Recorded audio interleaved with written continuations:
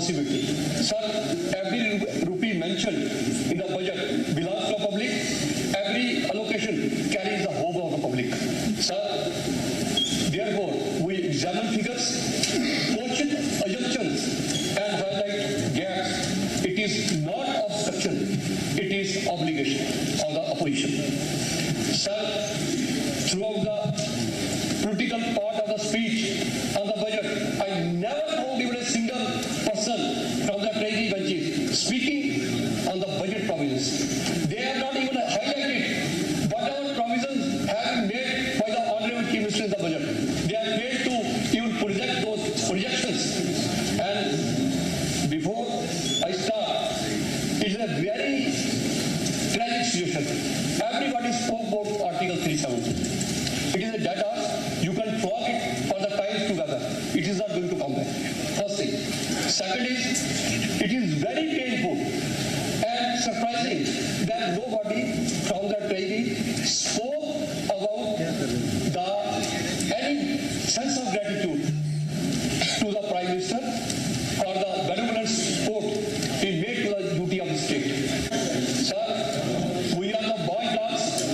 of public. आपको मैं कहना चाहता हूं, इस मिसकंसेप्शन को पूरे हाउस से दूर कीजिए कि आपको कोई पैसा कम मिला है। और मैं लास्ट ईयर की स्पीच से,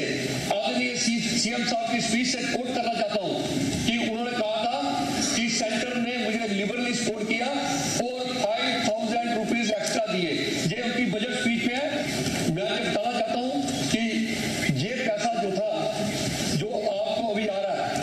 इस पैसे में जो फाइनेंस कमीशन की ग्रांट्स है,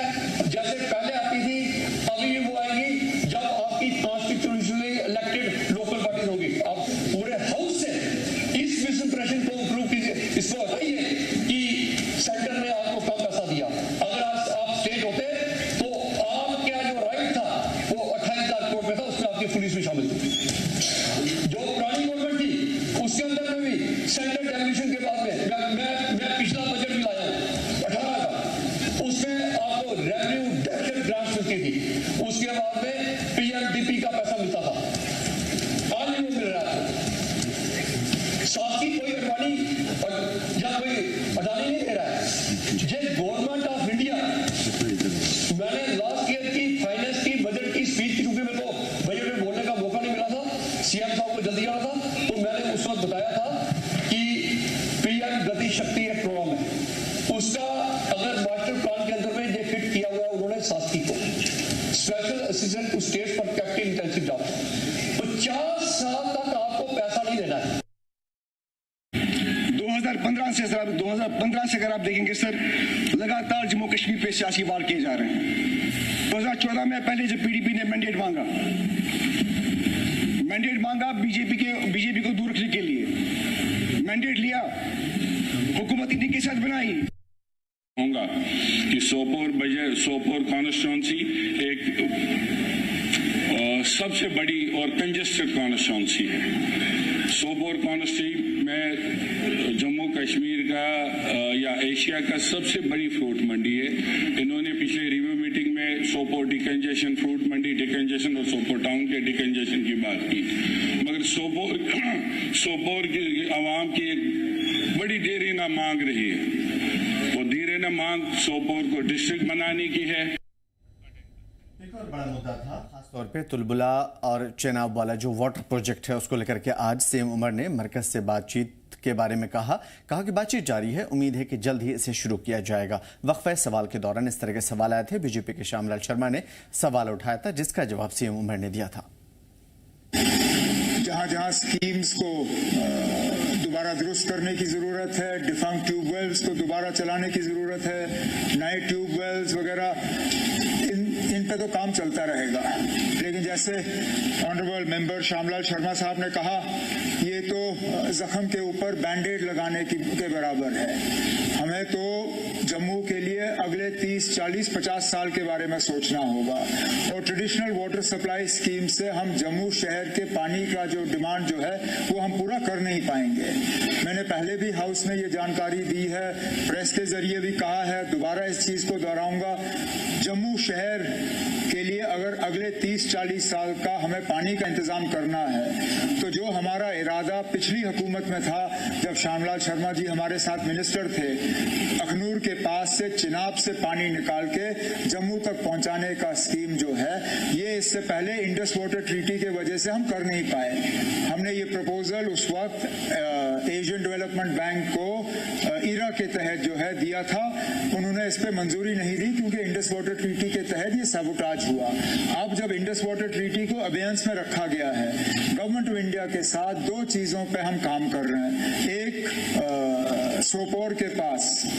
तुलबुल नेविगेशन बैराज जहलम के लिए, और अखनूर के पास वाटर सप्लाई पंप करके पानी निकालना चेनाब से जम्मू शहर को पानी पहुंचाना। दोनों चीजों पे काम चल रहा है और मेरी उम्मीद है कि जल्द से जल्द इन स्कीमों पे काम शुरू हो जाएगा। चलिए, चिनाब वाटर ट्रीटी वाले मसले को भी हम आपको थोड़ी देर में समझा देंगे, लेकिन आज का जो बड़ा मुद्दा है वो बहुत सारा। असेंबली में ये 9वां दिन था और इस 9वें दिन में जो चीज़ें सबसे ज़्यादा खास आई, 370-35 से स्टेट होल्ड सिस की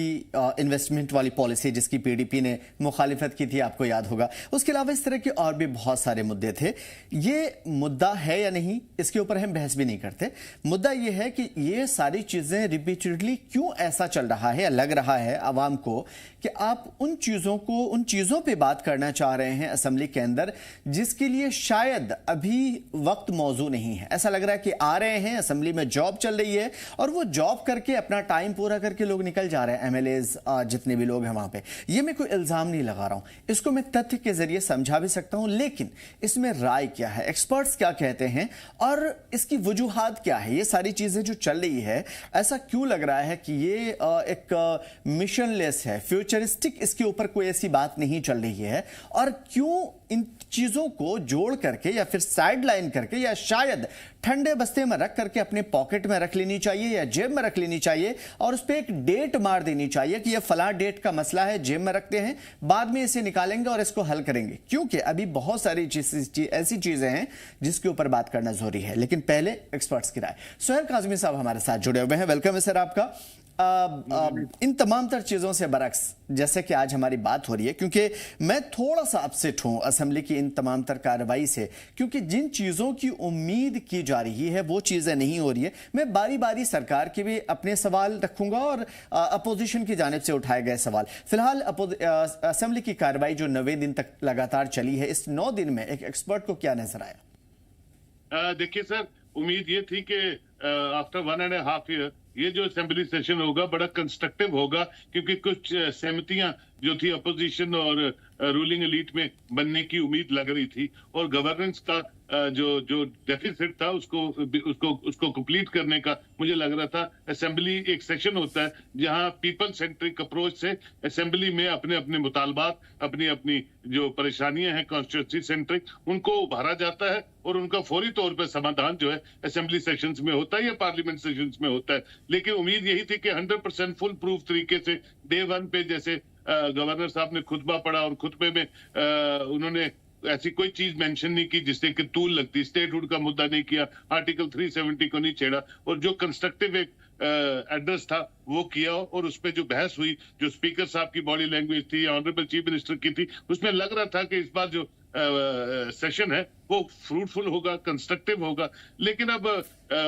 बड़ी अफसोस होता है कि 9वें दिन भी जो है वो कुछ दिखा नहीं जो दिखना चाहिए था, और फजूल चीजों पे टाइम वेस्ट कर रहे हैं। देखिए, सेंट्रल स्पॉन्सर्ड स्कीम जो है गवर्नमेंट ऑफ इंडिया की तरफ से कुछ 22-23 स्टेटों के लिए अनाउंस होती है। अभी वो अनाउंस होती है, उसके साथ ही कुछ एमएलए, खासकर पीडीपी का एमएलए, वो उस पर शोर बचाना शुरू कर देता है। हम तरसते हैं, हर स्टेट तरसती है कि उसको सेंट्रल स्पॉन्सर्ड स्कीम से कुछ आए other than the annual allocated budget, और उसकी स्टेट जो है वो आगे बढ़े। कोई भी इंफ्रास्ट्रक्चर किसी भी स्टेट में, किसी भी यूनियन टेरिटरी में बनता है, और अगर वो बन जाता है तो वो स्टेट का असासा हो जाता है, प्रॉपर्टी बन जाती है उस स्टेट की, चाहे वो अडानी बनाए, चाहे कोई और बनाए, या कोई मल्टीनेशनल कंपनी बनाए, या गवर्नमेंट की तरफ से जो स्कीम्स हैं वो उसके तहत बने। तो उस पर भी एक शोर हल्ला गुल्ला हो गया। अब ये कहते हैं जी एम्प्लॉयमेंट की बात करते हैं और साथ में ये भी कहते हैं कि एम्प्लॉयमेंट जो है सिर्फ गवर्नमेंट सेक्टर तक महदूद नहीं रहनी चाहिए। आप देखिए मालदीव से एक मुल्क है जो सिर्फ 4 लाख लोगों के पॉपुलेशन से बसा हुआ मुल्क है और सिर्फ टूरिज्म सेक्टर उसकी बैकबोन है। जम्मू कश्मीर जो है टोटली अल्लाह की तरफ से वसाइल ही वसाइल हैं और टूरिज्म सेक्टर जो है वो जो आंकड़े पिछले 2-3 साल से आप देख रहे थे 1.5 करोड़ फिर 2 करोड़ कुछ और बीच में जब पहलगाम हुआ तो एकदम डाउनफॉल आ गया। तो कहने का मतलब ये है कि जम्मू कश्मीर बड़े अच्छे ढंग से आगे बढ़ सकता है, एम्प्लॉयमेंट जो है वो जनरेट कर सकता है और जितने अलाइड सेक्टर्स जुड़े हैं टूरिज्म के साथ उस पर चर्चा हो सकती है। टूरिज्म सर्किट्स और बने, पिलग्रिम सर्किट्स और बने, क्योंकि यहाँ Jammu the city of temples है और कश्मीर को सूफियों की एक स्थान कहा जाता है और इतनी दरगाहें हैं, इतना सब कुछ है, तो उन सबको एक्सप्लोर किया जा सकता है। उस पर हेल्दी डिस्कशंस हो सकती हैं, उससे सब जो सेक्टर्स हैं वो फ्लोरिश सकते हैं। लेकिन बदकिस्मती से एक तो कुछ चेहरे नए आए हुए हैं, कुछ चेहरे ऐसे हैं जो डिजर्व नहीं करते थे, वो हाईएस्ट चेयर्स ऑक्यूपाई कर दिया और मिल गई उनको, तो उनको समझ नहीं आ रही है कि असेंबली का जो प्रोसीजर होता है। और नॉर्मली हमने देखा जब भी असेंबली हम 30-35 साल से कवर करते हैं,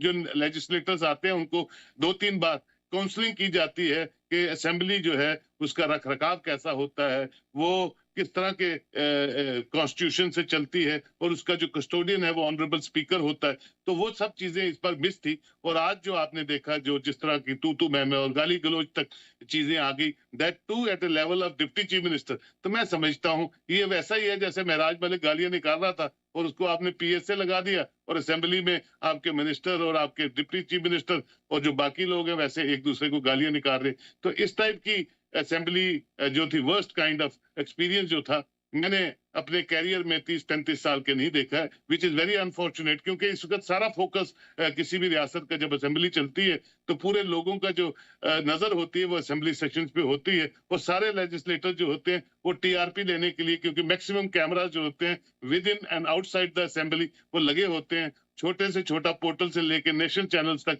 इसको कवर कर रहे होते हैं। तो वो एक अच्छा साइन जो है, जो अच्छी एक डिग्निटी है नहीं वो है। समाज में काजी साहब एक सवाल है जो बहुत खास तौर पे मैं आपसे समझने की कोशिश करूंगा। अभी जो लास्ट आपने अपने कोटेशन में जो चीजें ऐड ऑन की है, पहले ऐसा होता था कि सभी के घर में, हम सभी के घर में अगर कोई ऐसी बात होती थी बड़ों के बीच में तो बच्चों को साइडलाइन कर दिया जाता था। यानी कि बड़े अगर कुछ ऐसी मैच्योरिटी की या प्राइवेसी की या कोई भी ऐसी बात करते थे तो इतना ख्याल रखा जाता था हमारी जनरेशन का, हमारे लोगों का, बच्चों का, भविष्य का वगैरह वगैरह। लेकिन असेंबली के अंदर ये सभी सभ्य लोग, जिसकी वजह से एक बड़ा पैगाम मैसेज जाता है पूरे स्टेट को, पूरे देश को, वहां बैठे हुए लोग आखिर इस तरह की जो हरकतों पे, गाली गलौज पे, मार धाड़ पे, एक्शन पे या फिर उस तरह की फूहड़बाजी पे उतर आए हैं। क्या इसकी वजह एक दूसरे से नफरत है या अपने करतूतों को छुपाने के लिए ज्यादा से ज्यादा जोर जोर से चिल्लाओ ताकि फिर डाइवर्जन जो है वो उस तरफ हो, लोग इस तरफ ध्यान ही ना दे पाए? आपको क्या लगता है? सर इसमें 2-3 इश्यूज हैं। पहला तो ये है कि पॉलिटिक्स जो है ये गेम बड़ी अजीब सी है, ये प्रोफेशन बड़ा अजीब सा है और इसमें कोई बड़े जबरदस्त बुद्धिजीवी लोग जो हैं 90% तो जाते नहीं हैं। 10-1% जो बड़े इंटेलेक्चुअल हैं या लेगेसी में जिनको सियासत मिलती है 10-15% वो लोग जाते हैं और अगर 100% में 10-15% ऐसे लोग जाते हैं जो बिल्कुल डिग्निटी से पार्लियामेंट्री लैंग्वेजेस से अपना काम करते हैं तो वो उनकी डिग्निटी कायम दायम रहती है। लेकिन ज्यादातर जो है वो बिल्कुल आपने ठीक कहा, अपने गुनाहों को छुपाने के लिए, अपनी जो छल कपट उनके टाइम पे हुआ उसको पर्दा रखने के लिए दूसरे को एक्यूज करना और दूसरे को एक्यूज भी किन बातों पे करते हैं एक्यूज। आप देखिए आर्टिकल 370 पार्लियामेंट से बिल पास हो गया, सुप्रीम कोर्ट से डिसीजन हो गया, सबसे बड़ी अदालत हिंदुस्तान की सुप्रीम कोर्ट है, फिर भी पागल बना रहे हैं एक पढ़ी लिखी हुई यूनियन टेरिटरी जिसको जम्मू कश्मीर कहते हैं लोगों को। नहीं, हम आर्टिकल 370 की जंग लड़ेंगे जब तक हम जिंदा है, चाहे हमारी 5 पुश्तें वो जंग लड़ती रहे। देखिए क्या डिबेट है, इस डिबेट पे वो बात कर रहे हैं। भैया आर्टिकल 370 लाया था कुछ चीजों के लिए जिस वक्त उसकी जरूरत थी, वो एक टेम्पररी प्रोविजन था, चला गया और वो सुप्रीम कोर्ट से भी रद्द होगी आपकी रिट पिटीशन, बात खत्म होगी। हम स्टेटहुड चाहते हैं, जब स्टेटहुड थी आपके पास तो कौन से किले आपने फतह कर दिए? जितना रेवेन्यू इस साल आया है, इतना रेवेन्यू मुझे लगता है इनके 10 साल के 2 सरकारों के टाइम पे नहीं आया होगा। आप जरा आंकड़े देखिए, पुराने जरा आंकड़े देखिए, कौन बिजली का बिल देता था यहाँ, कौन पानी का बिल देता था यहाँ, कौन किस तरफ डेवलपमेंट में कंट्रीब्यूटर रहा है। रीजनल और रिलीजियस इम्बैलेंस बना रहता था जम्मू कश्मीर में। जनाब, उस रीजनल और रिलीजियस इम्बैलेंस को ठीक करने के लिए असेंबली सेशंस का फायदा लीजिए ना, कि जनाब पीपल सेंट्रिक अप्रोच हो। डिलिमिटेशन होने जा रही है 2026 में पूरे इंडिया में, जम्मू कश्मीर में भी हो। रख रखाव तो मरकज करती है,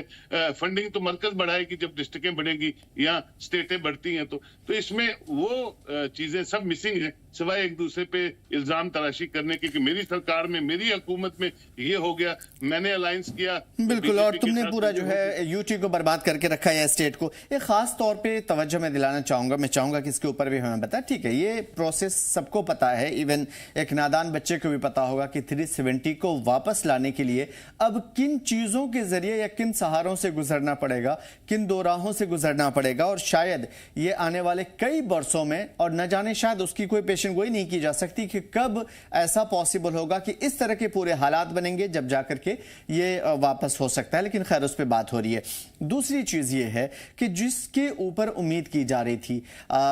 खास तौर पे अवामी मुद्दों के ऊपर, वो उसके ऊपर बात खास तौर पे नहीं हो रही है। और जिसके लास्ट में आपको तवज्जो दिलाना चाहता हूं, सिस की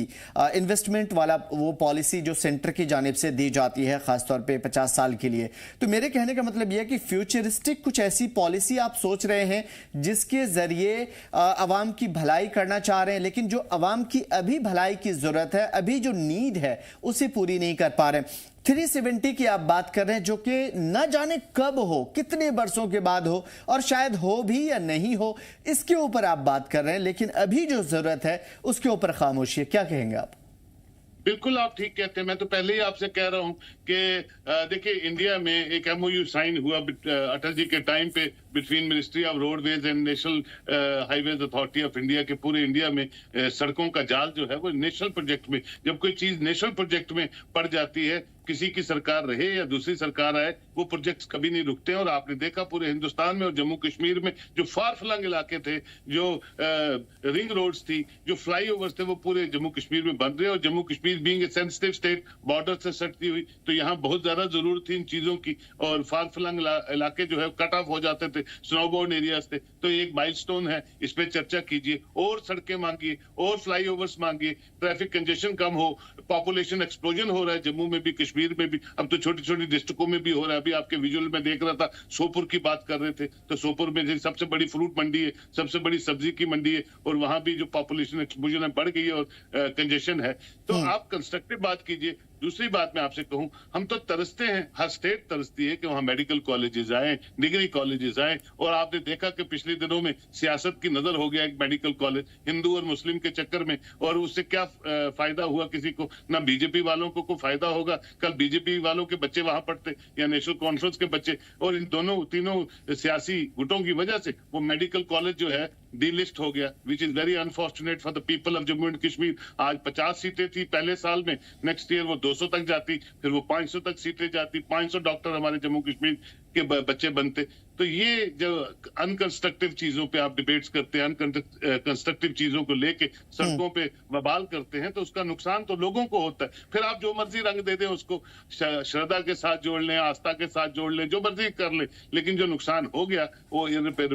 नुकसान हो चुका है, उसको आप भरपाई नहीं कर पाएंगे। तो क्या हम ये मान के चलें कि ये जो हिंदू बनाम मुस्लिम, जम्मू बनाम कश्मीर, या फिर इस तरह की राजनीति चल रही है, खासतौर पे इलाकाई, रीजनल वाइज, कुछ इलाकों के रीजन में शामिल करने की बात, या किसी को डिस्ट्रिक्ट बनाने की बात, या फिर जम्मू को अलग करने की बात, या हिंदू बनाम मुस्लिम की बात पढ़ाई के ताल्लुक से वगैरह वगैरह, क्या ये सिर्फ इस वजह से हो रही है ताकि अपोजिशन या सरकार जो भी इसके पीछे है वो अपने ऊपर जो भी उनके ऊपर लाजिम है वो उन चीजों का हिसाब किताब ना दे पाए? बिल्कुल सर, आप मुझे देखिए 6-7 सालों से, तकरीबन अब 10-12 सालों से कोशिश की जा रही थी कि कौन से उनके एडवाइजर थे जो जम्मू को सेपरेट स्टेट बना के भारतीय जनता पार्टी के हवाले करना चाहते थे कि भारतीय जनता पार्टी का चीफ मिनिस्टर हो। देखिए, इलेक्टोरल प्रोसेस है, जमहूरियत है, जमहूरियत में लोग जो है इलेक्शंस में बहुत नुमाया रोल प्ले करते हैं, वो और उनकी विल पे जो है सरकारें बनती हैं, लोग जिसको चाहते हैं, या उस वक्त जो वेव होती है इसको कौन कैश करता है, ठीक है, ताम जन सब लगाते हैं, और फाइनली जब मैंडेट आ जाता है तो लोग भी, और मुझे लगता है मरकज भी उसको सलाम करती है कि ये मैंडेट लोगों का है, ये लोगों की चाहत की सरकार बनी है, चाहे एब्सोल्यूट मेजोरिटी की हो, चाहे हंग असेंबली की हो। तो वो, लेकिन उसके बावजूद भी अभी तक बिजनेस रूल जो है वो ड्रॉ नहीं हो रहे। Though we are a union territory, business rule होने चाहिए। अब किसका वेट कर रहे हैं कि हम एक दूसरे को सैबोटाज करते रहे, सरकार गिर जाए और नई इलेक्शन हो और एक्सचेकर पे फिर दोबारा बोझा पड़े, लोगों के टैक्सेस और बढ़ जाए। तो ये इस तरह से जमहूरी निजाम जो है मजबूत नहीं होता है,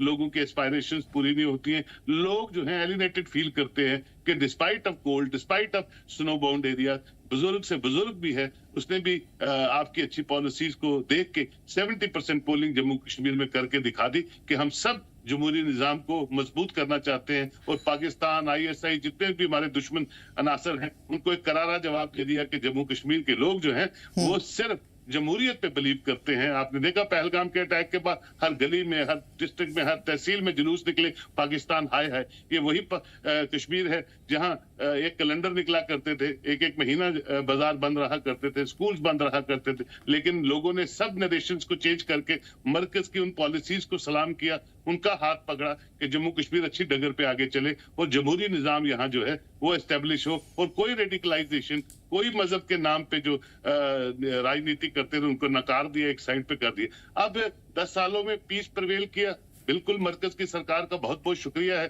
कि उन्होंने 10 साल 11-12 साल हो गए मोदी जी को,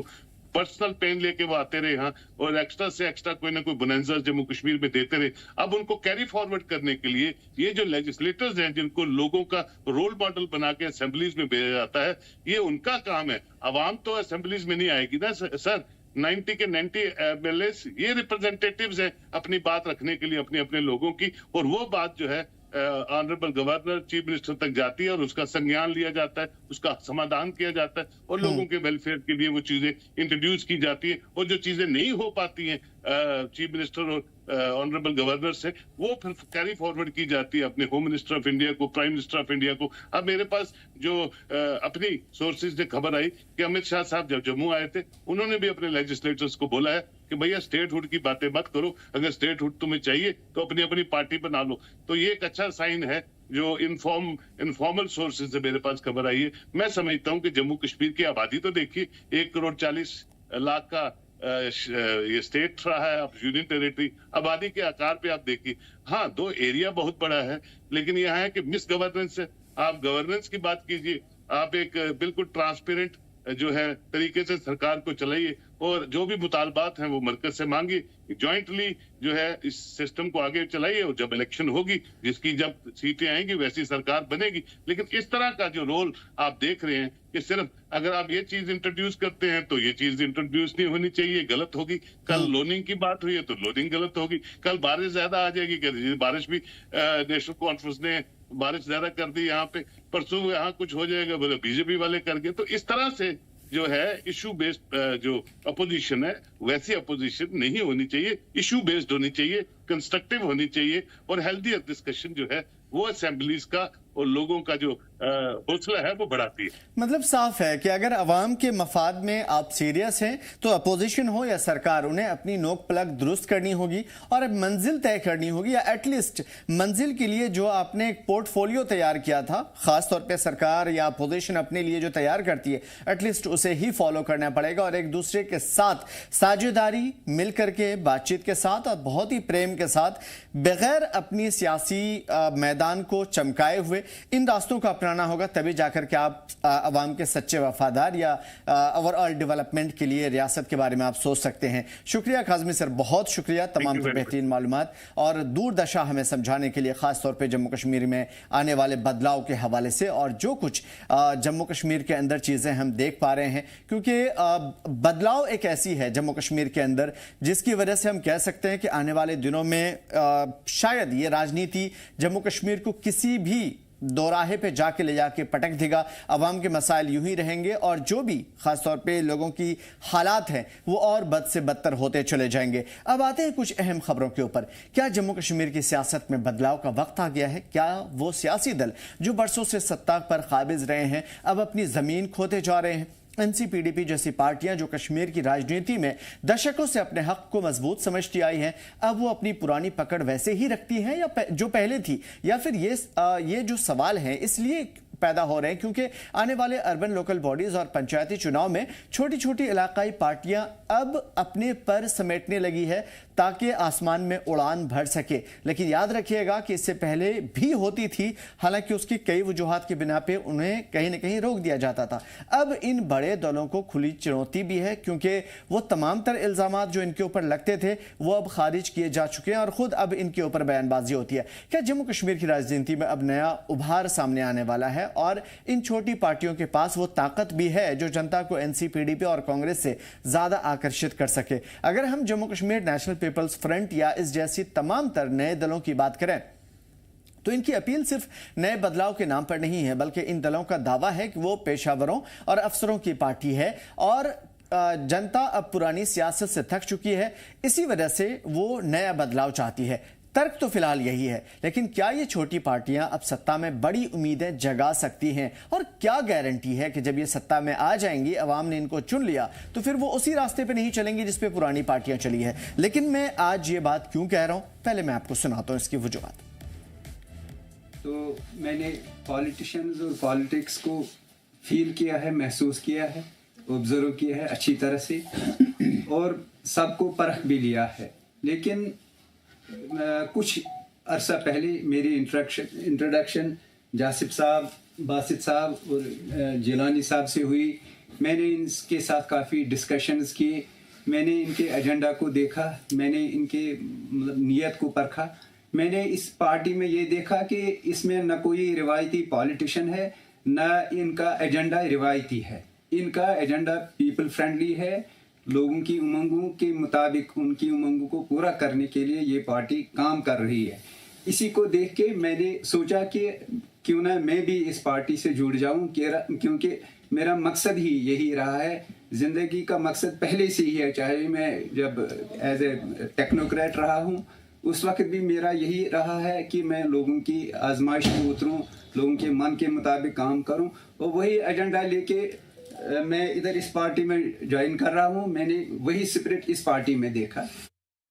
तो आने वाले दिनों में अर्बन लोकल बॉडीज के लिए इलेक्शंस होने हैं और इन तमाम तर चीज़ों से तमाम तर छोटी पार्टियां सर उभार रही हैं। मीर हमारे साथ जुड़े हुए हैं ग्राउंड से। मीर, तमाम तर नए चेहरों की चाहत और आने वाले जो इलेक्शंस हैं उसकी सियासत और पुरानी पार्टियों के रहते हुए इन लोगों की जो बका है उसके ऊपर आपका टेक? जम्मू कश्मीर में ऑलरेडी दो पॉलिटिकल पार्टीज हैं, चाहे हम उसमें नेशनल कॉन्फ्रेंस की बात करें या पीपल्स डेमोक्रेटिक पार्टी की बात करें, जो कि काफी लंबे समय से यहाँ पे सियासी तौर पर जम्मू कश्मीर की आवाम की रिप्रेजेंटेशन करती आई हैं। और उसके बाद हमें कुछ और भी पॉलिटिकल पार्टीज यहाँ पे देखने को मिलती हैं, चाहे हम जम्मू कश्मीर पीपल्स कॉन्फ्रेंस की बात करें जिसको यहाँ पे सजाद लोन जो है रिप्रेजेंट करते हैं। अगर हेड ओवर की बात करें, उसके बाद हमें एक नई उभरती हुई 2019 की अगर हम बात करें तो हमें जम्मू कश्मीर अपनी पार्टी देखने को मिली जिसकी सरबराही इस वक्त अल्ताफ बुखारी कर रहे हैं। उसके बावजूद भी कई सारी ऐसी लोकल जो हम रीजनल पॉलिटिकल पार्टीज हैं छोटी छोटी जो यहाँ पे एस्टैब्लिश हुई, उसके साथ साथ कई सारी नेशनल पॉलिटिकल पार्टीज जो है जो नेशनल लेवल पे इंडिया को रिप्रेजेंट करती हैं, उनकी भी यहाँ पे जो प्रेजेंस जो है देखने को मिलती है।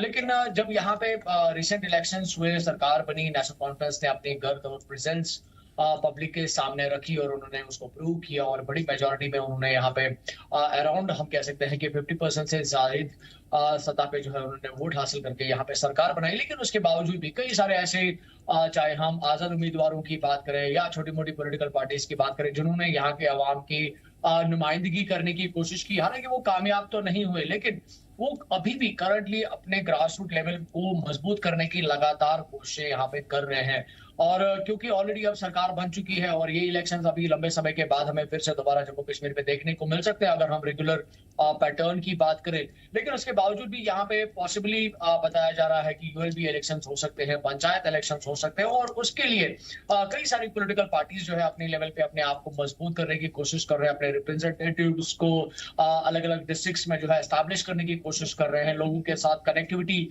जनरेट करने की कोशिश कर रहे हैं। एक पब्लिक आउटरीच की जो सूरत हाल जो है जो हमें करंटली जम्मू कश्मीर में खासतौर पर अगर हम कश्मीर डिवीजन की बात करें तो देखने को मिल रही है। इसी जिम्न में हमें जम्मू कश्मीर नेशनलिस्ट जो पीपल्स फ्रंट है, इनकी भी तकरीबन हम कह सकते हैं कि 1-2 महीने से लगातार इनकी प्रेजेंस जो है पॉलिटिकली वो देखने को मिल रही है, जिसमें हमें कई सारे ऐसे लोग हैं जो है जो सोसाइटी के इलीट क्लास से बिलोंग करते हैं, इंटेलेक्चुअल्स हैं, रिटायर्ड डॉक्टर्स हैं, ऑफिसर्स हैं, पुलिस के हाई प्रोफाइल यानी कि एसएसपी की भी हम बात करें जो जिन्होंने रिसेंटली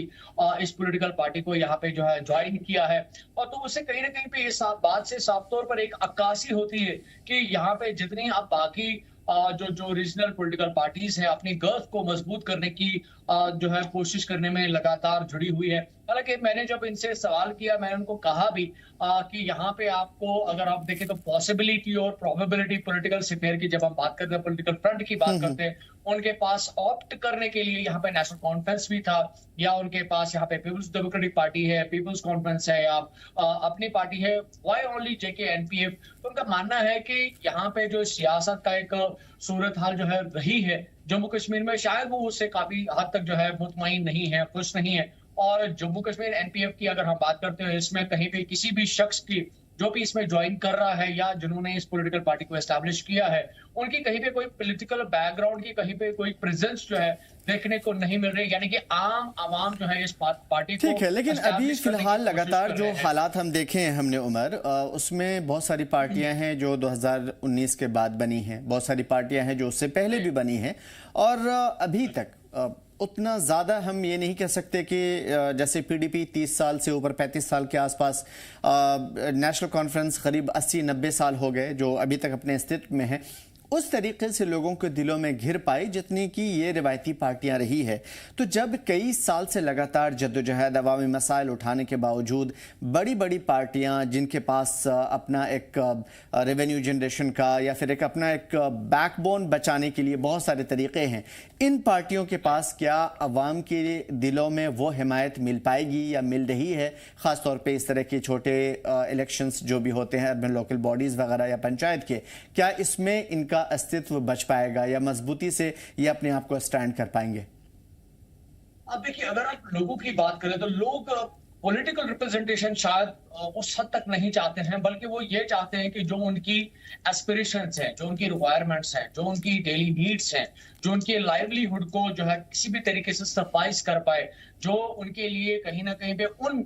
मंशूरों को उनके सामने रख पाए और उनको वादा करने की, वो उनको पूरा करने की कुव्वत रख पाए, वो उस बात पे ज्यादा गामजन है, ज्यादा कंसर्न नजर आते हैं। इनफैक्ट जम्मू कश्मीर कॉन्फ्रेंस ने अपने मैनिफेस्टो के दौरान कई सारी चीजों को लेकर जिक्र किया, उसकी बेसिस पे उन्होंने यहाँ पे सरकार बनाई, लेकिन पिछले 2 साल से लगातार वो कहीं ना कहीं पे पॉलिटिकली भी जो है तनकीद का शिकार हुए हैं। और अगर हम पब्लिक की भी बात करें तो शायद वो भी उनसे उस हद तक खुश जो है वो नजर नहीं आ रहे हैं। तो यहाँ पे एक बात तो बिल्कुल साफ तौर पर क्लियर है कि लोग पॉलिटिकल प्रेजेंस नहीं चाहते हैं, वो चाहते हैं कि उनकी जो जरूरियात जिंदगी हैं, जो उनके मसले हैं, जो उनके मसाइल हैं, मामलात है, उनको एड्रेस करने के लिए कोई ऐसी जमात आए जो उनको सही तरीके से अंडरस्टैंड कर पाए, उसकी एक सही तरीके से तर्जुमानी कर पाए, लोगों के एटलीस्ट मसाइल हल हों और इस तरीके से उनके सामने में किसी भी, हम ये नहीं कह सकते कि पार्टी के लिए या फिर किसी की तरफ एक खास तौर पे झुकाव है, और यही वजह है कि अगर कोशिश हो रही है डेमोक्रेटिक प्रोसेस में तो मोस्ट वेलकम। उमर बने रही है हमारे साथ, कुछ अहम खबरें भी हैं जिसका आपकी तरफ आते हैं। जम्मू कश्मीर की फीस खास तौर पर फिक्सेशन एंड रेगुलेशन कमेटी यानी कि FFRC ने प्राइवेट स्कूलों को हिदायत दी है कि छुट्टियों में ट्रांसपोर्ट फीस कैसे ली जाए। खास तौर पे FFRC के मुताबिक अपनी गाड़ी चलाने वाले स्कूल सिर्फ 50% ट्रांसपोर्ट फीस वसूल कर सकते हैं, यानी कि 100% नहीं ले सकते, जबकि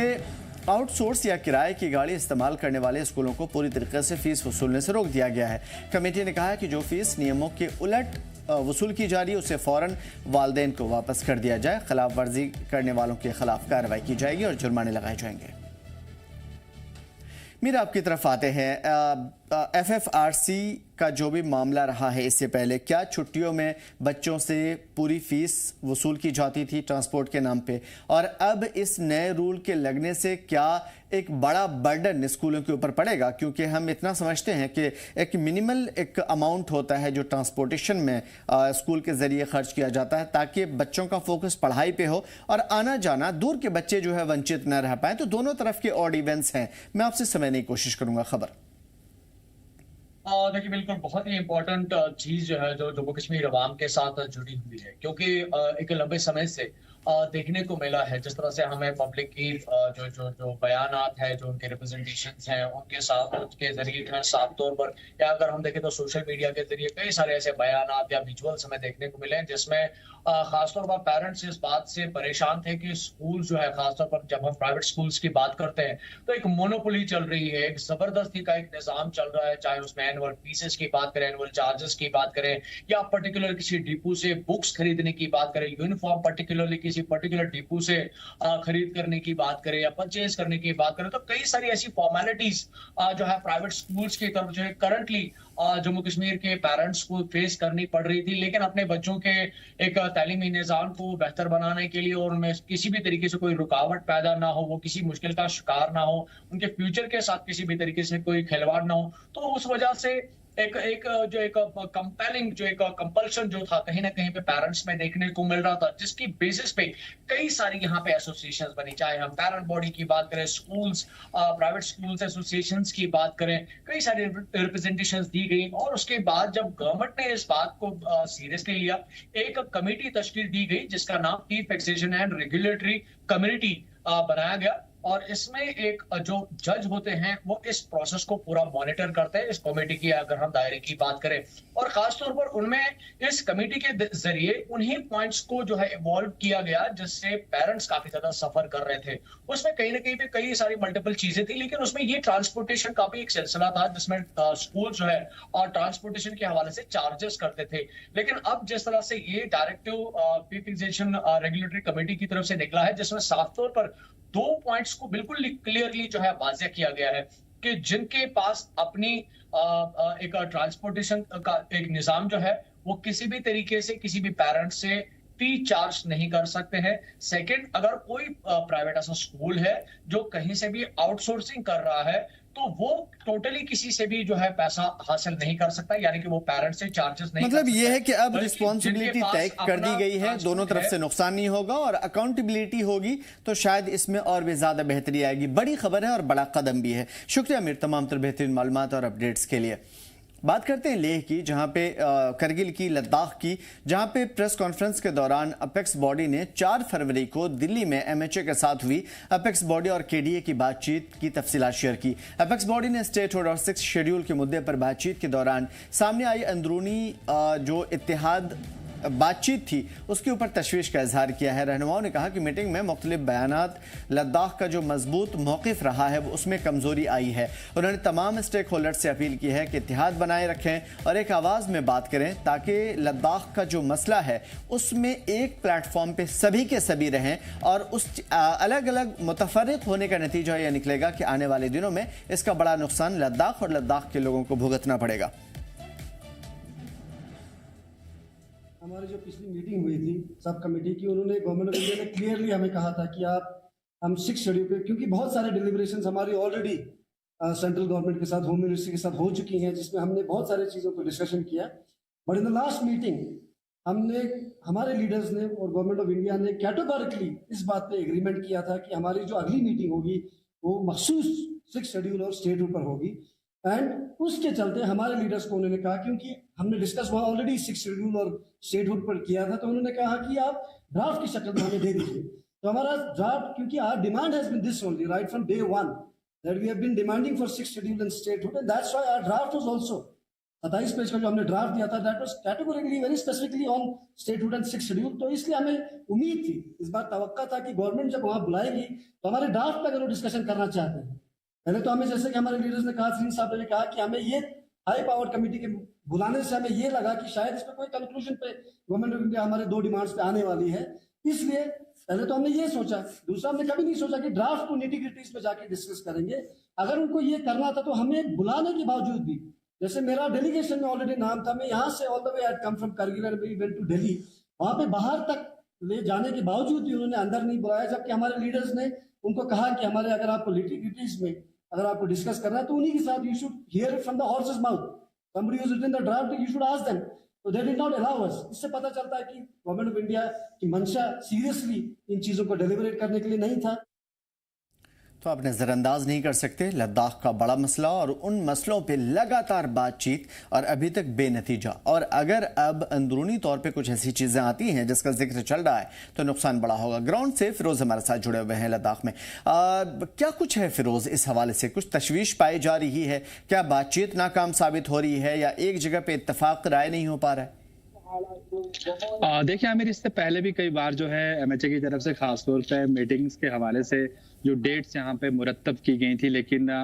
काफ़ी वक्त जो है हमें देखने को मिला कि जो मीटिंग्स है वो यहाँ पे डिले हुई थी। लेकिन फिर से एक बार एक सुनहरा मौका यहाँ पे दिया गया था और यही उम्मीद जताई जा रही थी कि इससे पहले जो ड्राफ्ट यहाँ से बना के दिया गया था खासतौर पे लद्दाख से जो केडीए और एपेक्स की दोनों के बीच में जो मीटिंग हुई थी, और उसमें स्पेशली यही चीज़ का जिक्र था कि सिर्फ अब जो बातचीत यहाँ पे होगी सिर्फ दो ही मुद्दों के ऊपर वहाँ पे बातचीत की जाएगी, स्टेटहुड और 6 शेड्यूल को लेकर। ताहम जिस तरीके से वहाँ पे जब मीटिंग की शुरुआत की गई तो उन नेगेटिव पॉइंट्स को वहां पे सामने रखा गया, जिसकी वजह से कहीं ना कहीं जिन पॉइंट्स के ऊपर वहां पे बातचीत शुरू होने जा रही थी वो बातचीत वहां पे नहीं हो पाई। और कहीं ना कहीं ये भी देखा जा रहा है कि जिस तरीके से केडीए और एपेक्स के बीच में जो एक हम कह सकते हैं कि एक तरह का जो इख्तिलाफात जो है वो इस वक्त हमें यहाँ पे देखने को मिल रहे हैं, क्योंकि जो कोर कमेटी मेंबर्स में से जो एक मेंबर जो यहाँ से गई थी, जो खवातीन हैं